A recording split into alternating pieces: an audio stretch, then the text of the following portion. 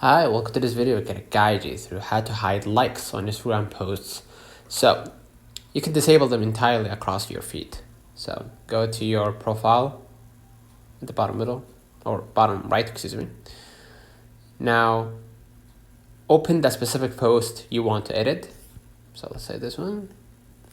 All right. Now tap the two lines at the top right here. Scroll a bit down and you can tap hide like count or hide likes, right? And basically that's it. If you want to hide likes on a new post, as you are creating a new post, tap advanced settings at the bottom of the screen.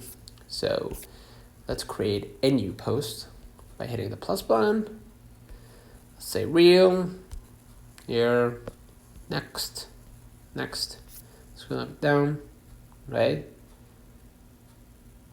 Go to the advanced settings for more options.